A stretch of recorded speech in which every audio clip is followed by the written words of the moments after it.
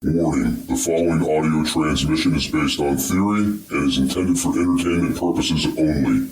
It's Doomsday and its affiliates will not be held liable for anything your dumbass does. Listener discretion is advised.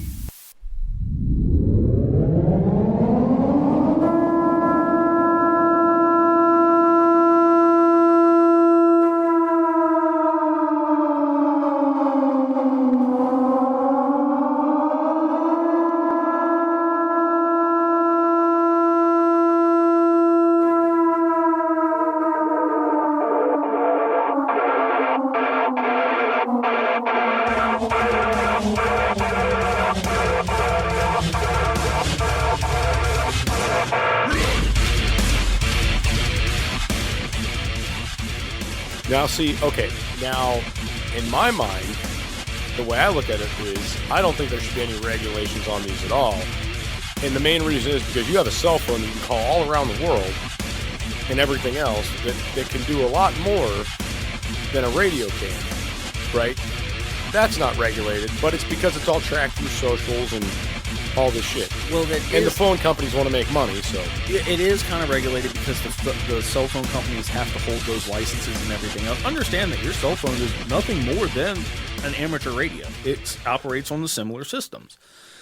They're just more high tech and better thing. But when it comes to the regulations of it, especially in the days before cable TV, everybody pulled signals out of the air with antennas. If you got somebody that's got a beefed up antenna and a beefed up radio, they could interfere with the TV station. And the licensing system came up because everybody gets a call sign when you get a license and you start transmitting on your 50,000 watt radio that you can talk to China on. Hey, this call sign is interfering with my TV signal. I get it. Like, regulations ridiculous, but at the same time though, you don't want something like that interfering with your broadcast television or even your FM and AM radio stations. I get what you're saying. So so years ago when I was younger, we still had a landline in the house, right? Mm-hmm. You want to talk about interference? So back in the day, I don't know if it still works or not, the landlines had these silver boxes that all the phone lines were inside. And it didn't matter what phone service you went with, they were all like junctioned in these boxes. Right. Right. So if it was AT&T or Verizon or whoever you had, they all junctioned. Right. Right. So we were getting our phones upgraded. Somebody crossed a wire and we could hear all our neighbors' conversations. Everything. That was what they called back in the early days of telephone as the party line, where you had 5 or 6 houses on one telephone line and you could pick it up and listen to what your neighbor was talking about. Right. So it was really weird because you'd be sitting there on the phone and all of a sudden you'd hear a faint dial tone and a faint ring. And then you'd hear someone talking. Yep. So the reason I'm saying this is because this is kind of the same thing, but with a wireless signal, which is a radio wave. Right. That's going through the air. And I get what you're saying about, the FCC or the radios fucking up the televisions. How many people are utilizing rabbit ears anymore, though? Very, very few. I'm probably one of the few people left because I got rid of my cable. I still have an antenna at the house. Yep. And it does work good. However, we recently broke the box that controls it. There you go. And I said, fuck it. No, we actually kicked the cable and we bought one of those. It was an indoor antenna receiver. We got it set up on the back deck, and we pick up the local channels because we don't hardly ever watch cable. Everything we watch is streaming. So we were able to upgrade our internet, and it was still way cheaper than having the phone and internet. So now we just pick up the local channels. Right. And I mean, all right, so let's go back and talk about the benefits of that too. So now this is what I'm talking about when I say, the backups upon backups and having the rabbit ears. The redundancies. Right. So channel whatever Action News probably has a backup generator. Yep. And can probably still broadcast in the event of an emergency. Right. However, power goes out in your neighborhood. You can't power that cable box. Maybe the main box down the road's not getting power. Right. You might not have shit. That was one of the questions that I asked because I had never experienced it. If the power goes out, do you still receive a cable signal? Okay, this is what was explained to me. And I could be totally off, but I had to run my own internet lines at my house. And there was a process, and the guy explained why. So, I was told they can only go so many feet without tying into a power box, because they need juice to keep that signal going. That it just doesn't work magically. Okay. It has to be powered. So he told me this is pretty much how it works. They can go about 1,000 feet without power. Okay. And they should have relatively decent signal. After that 1,000 feet, you're going to start having problems. All right. Okay. So what they prefer to do is when they start getting to that 1,000-foot mark, they want to grab another power box. So meaning they're going to tap into the existing power that's already there. The power the power that's provided by the city. Okay. Right. So where my internet comes into my house at, I don't know what power box they junction into along the way to my house, but I know they junction into the main energy box right by my house that's not that far away. Okay. Because we were so far out from the last power hookup that they had to grab something. Right. So if my power goes out, my internet goes out with it, or it becomes a very, very shoddy, weak signal, right? Are you looking for something kick-ass to add to your closet? Reaper has the hookup for t-shirts, hoodies, button-ups, hats, beanies, and plenty of other badass products. You can check out Reaper Apparel Company at www.reaperapparelco.com and use code DOOM10 for 10% off. Jester only stands behind brands he believes in, and Dan at Reaper Apparel has a mission, and Jester is on board. Go check out www.reaperapparelco.com today and use code DOOM10 for 10% off your entire order. Why be a sheep when you can reap? Use code DOOM10 for 10% off at www.reaperapparelco.com today. To where loading a video on Netflix is going to take you 20 minutes. Right. Because you're not getting the bandwidth, that you were before. So this is my understanding of this. So if power goes out to your whole neighborhood, if you're getting your news through your internet, or if you've got the coax cable with the internet, all that shit, yep, there's a good chance you're going to lose all that communication. And that's where, if you have just the regular antennas, you can plug your TV, maybe a signal booster if it's required, into your solar generator, and you'll still be able to pick up whatever's going on. Even if you only turn it on for 20 minutes to listen to the news to say, hey, there's a hurricane coming through, you can turn it back off, but you still have a way to get that information out there. Right. Or I'm sorry, to receive that information, I should say. Now, here's the big ticket item right now. We're in the age of cell phones, right?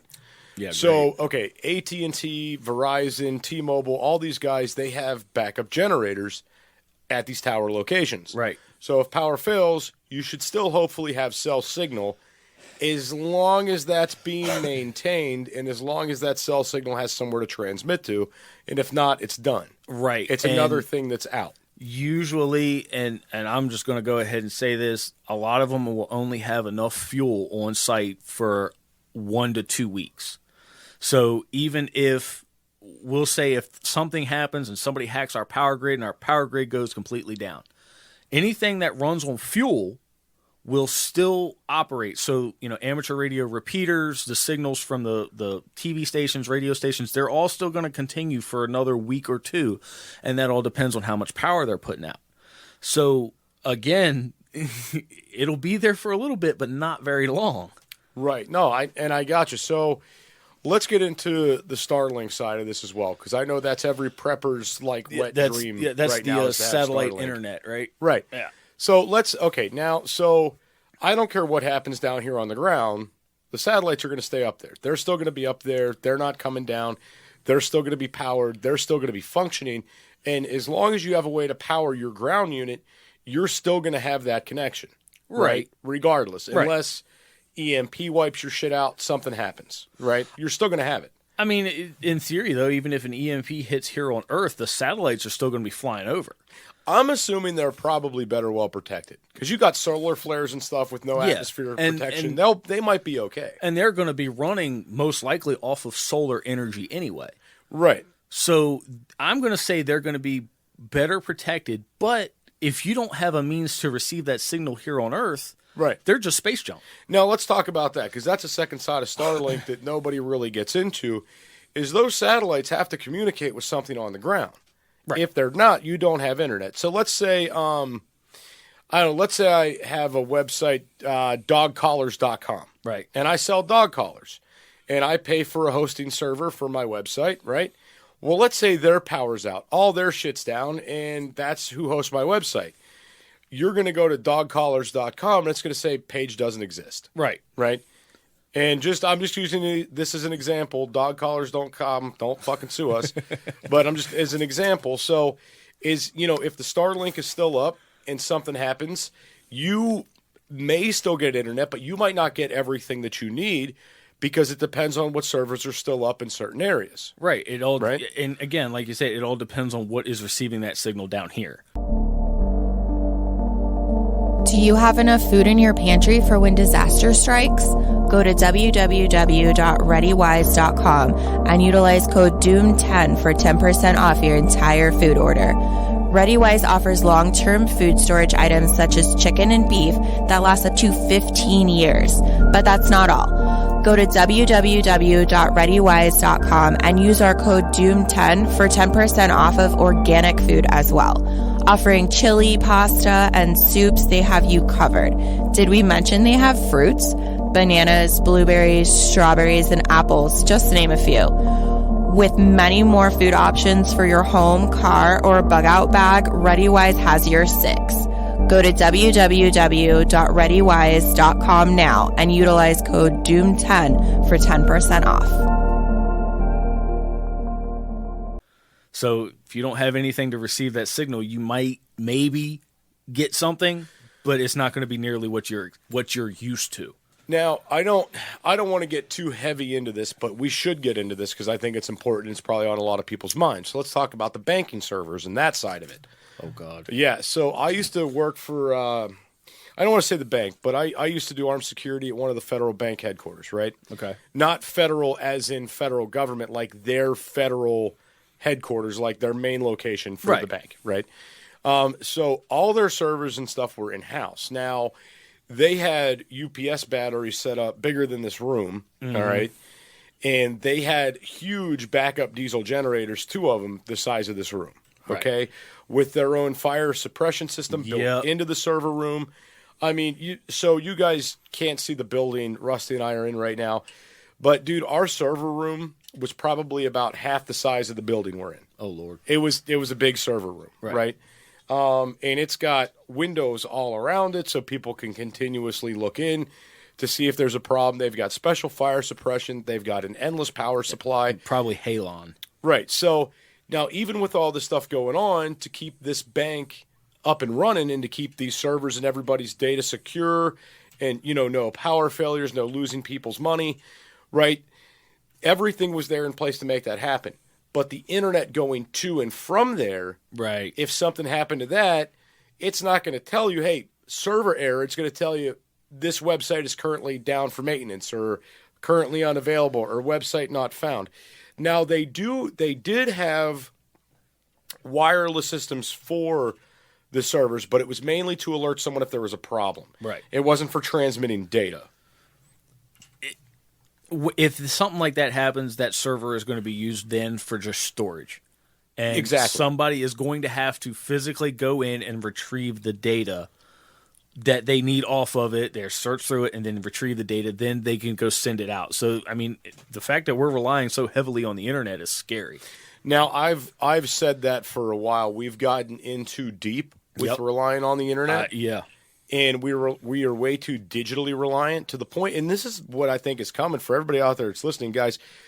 Imagine when crimes against the internet become federal crimes. Buy books. It's the only thing But when it comes to the internet, buy books because an EMP is not going to hurt those. Let's take a few steps back here. mail used to be very protected, Yes. right? Like extremely protected. Well, we weren't around for this time, but remember when it was like custom to send cash through the mail? Yeah. And like that's how a lot of things were done. Yeah. And then, it was like, no, we have to have armored trucks and shit because people know that there's sensitive shit in the mail. And then the federal government had to step in to start protecting the mail. I mean, that's where from what I can put together, that's where train robberies came from. That was U.S. mail. Well, that they were, they knew that the banks were sending, federal banks were sending money to these banks, and they're, there's money on there. Let's go get it. And nobody's protecting it. Yeah. So, okay, now think about that and think to yourself that the internet's going to be that new thing. That's going to be that new, thing. And for those of you that don't think it's coming, think about how many jobs have opened up in the last 20 years, like digital forensics and digital tracking in these. It's wild. Look at the area down here where you live. The housing market has exploded down here because of so many jobs that are available online that people can work from home. That's true.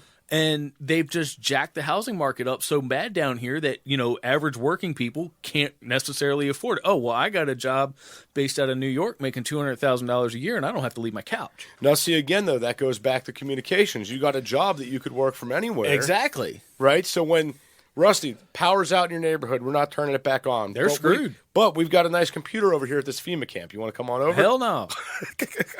No. Me and my wife have already been running around about the FEMA camps. Ain't no way in hell I'm going to one. I'm taking my kids and I'm coming down here to you. Okay. But no, it's a prime example of what I'm saying. Like, for those of you guys out there that think communications aren't important for the apocalypse or important just in general for daily communications, we are so reliant on this. I mean, just look at the tornadoes that just happened, on the other end of Tennessee. Mississippi, there was a Shelby Jack. She was telling us what happened down there.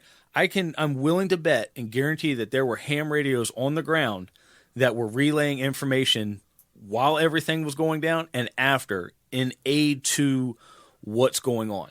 Right. So, even if ham radio operators, I don't want to say I have not yet done it, but they will show up and do anything and be able to relay communications for like search and rescue in the mountains. You'll have ham radio operators show up for that. There are different kinds of programs that people can sign up for and become proficient in how to use a radio so they can relay communications back and forth. Right, guys. And I mean, the training is extremely important to have the training, right? It's very important to...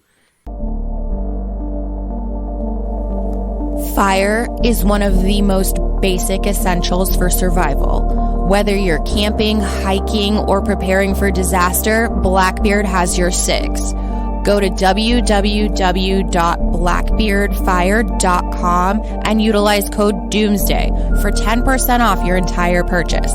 Blackbeard offers stormproof matches, plasma arc lighters, fire starters, and ferro rods, all of which are great for your bug out bag. Once again, go to www.blackbeardfire.com and utilize code DOOMSDAY for 10% off your entire purchase. Get on board with how to utilize these things. And then there's the maintenance side. A dead radio with bad batteries isn't going to do you any good, right? So keeping up with your radios being charged, your backup generators having fuel, your solar generators being charged. We started getting hit with those crazy winds last night. Yep. Right? My first thing I did was, I got to go make sure my generators are charged up, right? Yep. Just to top them off in case the power goes out and then I'll be screwed. They were both fully charged, so I was like, rock on. We're in good shape. I mean, I was listening to the radio last night, and I heard a couple of guys chatting back and forth, and one of them, a couple of them, they were out without power. One guy got on his radio, he hooked his motorcycle battery up to it, to power his radio to talk to, people what's going on around him. So really, you just got to kind of get creative. What can produce 12 volts? Because that's what most amateur radios run off of, are 12 volts. That's a good point. And I mean, if you really sit down and you think about this, I don't care if you're a prepper, not a prepper, I don't care what you do. No. We are all, every single person on this planet, I don't care if you're an elderly person in a nursing home, I don't care if you're a baby laying in a crib. There's a baby monitor monitoring you that's sending a communication back and forth to your parents, all the way to the old person that's watching their daily news and wanting to know what's going on in the world. We are all utilizing communications and technology to some point. Yep. And the fact of the matter is we've all become so dependent on this. When the plug gets pulled, we are going to have a really big what the fuck moment, and then we're going to have to figure out what to do next. And exactly. a lot of us are going to figure out what to do next is going to be to jump on these radios. Like I could tell you what, if shit broke bad tomorrow, the internet didn't work, phone lines went down, everything else, first thing I'm doing is I'm handing my wife a two-way and saying, hey, I'm going to go take a walk around, see if there's anything going on downtown. I'm going to take a ride. If shit breaks bad, send me a message. Right. Or I'll send you a message. Well, I mean, that's the idea. The radios is being able to stay in touch with people. So understand that, and a two-way radio is going to work great for what it is. But if you can get a mobile setup, a mobile setup puts out more power. You can talk to people a good distance away. If you're putting out 50 watts on a UHF, VHF radio, you can talk to somebody 20, 30 miles away, depending on your environment and your topography and everything else. So those are other things that you have to understand when it comes to radios. Is your surroundings are really going to play into it. Down here in the mountains, you're probably going to rely more heavily on repeaters because you could be down in a valley. You're not going to get a signal over that mountain. Right. No, I understand that. And and that's, go buy a mobile station, go buy a base station. You set these up in your house so that way you can talk to, somebody on the other side of the mountain that's 30 miles away. So a really good thing to think about with this, when you guys are going out and you're going out and buying a radio, when you go out and you buy a two-way, it says 35 miles on it. False advertising. Clear, that's perfect conditions, clear line of sight, nothing in the way, and getting very, very lucky. Jester, that is me and you standing on top, the absolute tip top of two mountains 35 miles away. Right. And even then, I'm going to call bullshit. See, I've never had any that ever work as advertised. I never have. No, realistically, the little ones that you buy at Walmart, wherever, the little FRS radios, right? A maximum you're going to get maybe 2 miles out of them, and that's perfect conditions. That's me and you standing on the same stretch of interstate, seeing each other. Now, okay, good example. My two ways, right? That I have the Cobra floating radios. Okay, I love them. They're great. Now they work everywhere around my property, inside or out. They don't get cut off anywhere. I have full signal around my entire property. Yeah. The moment I get a half mile down the road, they don't work. But you know why I like that? Because that means that signal's not getting out to anybody a half mile down the road. Very true. Unless what? Unless somebody has, say somebody like me that has a ham radio, has a really nice antenna on it, I could probably pick up what you're putting out. But just because that little radio that you have with that little tiny antenna, you're not going to be able to pick it up just because of your equipment. Want to be a guest on the show? Email itsdoomsdaypodcast@gmail.com. That's itsdoomsdaypodcast@gmail.com. So that's one thing to think about. Just because you and Mischief can't talk to each other doesn't mean that I wouldn't be able to hear what you're saying another 300 yards away. That's a good point. So just everything, it plays into your antenna and your equipment. Now let's talk about this side of this too, though. There's a lot of people out there running on these type of radios. Mine, like, I got a privacy channel set and stuff like that, but because there's so many people out there running on these in the area, I'll occasionally get comms chirping up in the middle of the night. I'll occasionally get a little bit of feedback, or you'll just randomly hear them just key up and key out and key up and key out. Right. Just because random signals bouncing, this, that, the other. Because they're channel locked, they're frequency locked, you can't adjust them. Even with the privacy codes, I can pick up that radio and I can go through and I can just start messing with people anytime I want. There's no privacy when it comes to amateur radio. So again, the best thing you can do is communicate with somebody on one frequency, say, hey, we're going to switch to channel Delta. That's really the only way you can mask any kind of communication. So yes, it can happen. People can chime up, and it just all depends on who's in whatever mood. They could also maybe be getting some sort of, what's it called? Over deviation, where they're broadcasting on one frequency, and they may be in a section of band that they're not supposed to be in, but they could be broadcasting on one frequency, and for whatever reason, they're deviating one way or the other, and you could be picking that up on your little radio. See, it's very possible. And I mean, just here's the other thing, too. One of the biggest things for the comms, for me, as an example, is I want those comms because I want to know what's going on around me if shit hits the fan. Yeah. Right? So if somebody starts saying, hey, man, there's this house down the road and they got a stack of firewood outside and it looks like they got 3 goats we could take, I might know they're talking about my house. Right. And then I could be ready for these guys. Right? So, little things like that to just be able to listen and pick up. You should always have somebody monitoring these things if you can.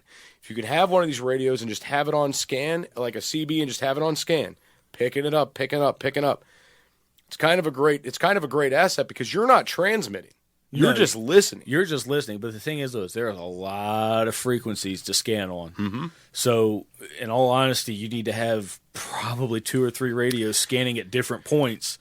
And this is, a perfect apocalypse, basically. But have multiple radios scanning at the same time, so that way you might just happen to catch them at the right time. Because most radios, when they're scanning, if they pick something up, they'll stop scanning. Mm-hmm. And that's how I found the guys talking last night. I just happened to hit the scan button, and I picked them up, and I was sitting there listening to their conversation. There you go. And they were, from what I can understand, they were about 40 or 50 miles away from where I was. So I knew they were running some pretty good equipment. Oh, yeah. And there's no way they could hear me because I tried chiming in a couple of times and nothing. That's wild, though. So we're about to be out of here, guys. We're coming up on our time limit. So, Rusty, first off, thank you for being here in the studio. Thanks for having me, man. And recording down. This is awesome. You're only the second person I've had in studio. This is my first podcast, like I said. There you go. It's just pretty freaking sweet, right? Yeah. So that and any last piece of minute advice for anybody that's getting into comms, do's, don'ts, any last minute advice? Don't do anything illegal. Don't talk in between radio services. Get the license so you can practice. Again, $35 for 10 years. You can't go wrong with it. You can take the test now. You can do them all online. You don't even have to leave your house. That's how I did mine. Just don't do anything that's going to get you in trouble with the FCC. And have fun with it. Learn as best you can. Find a ham club in the area and see if somebody will, take you under their wing and say, hey, here, this is how you do this. That's the best thing I can say for anybody. Sounds like good advice to me. So, or keep listening to the It's Doomsday podcast, and maybe I'll come back on and give you some more advice. There you go. I like that. Have a great day, everybody. All right, have fun.